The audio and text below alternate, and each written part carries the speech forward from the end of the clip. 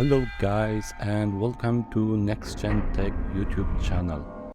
In this video I'm gonna show you 4 methods that you can use to change your password with or without knowing your old password. Before we get started, hit the subscribe button below and click on the bell icon so you can get notified whenever new videos are released. So let's get started. Method number 1. From your keyboard, click on Alt Control Delete and then click on Change Password. Give it in your current password. In the next 2 fields, give it your new password and hit Enter. Method number 2. Click on Start menu, type in Control Panel and hit Enter. In Control Panel, click on User Account, click on Manage Another Account. Then choose the account for which you want to change the password and click on Change the Password. Give it in your current password. In the next 2 fields, give a new password.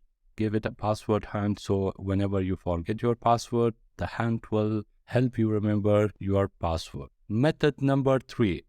And this method does not require to remember your old password.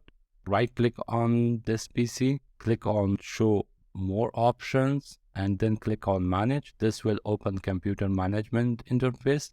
Expand local users and groups and click on users. Right click on the user for which you want to change the password and click on Delete Password. Give it a new password and confirm the new password and click on OK. This will change the password. Method number 4.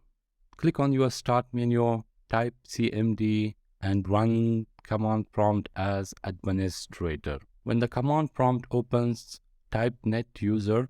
This command will list all the user accounts available in your machine. Then click on net user, the username for which you want to change the password and new password and hit enter. This will change the password for that selected user.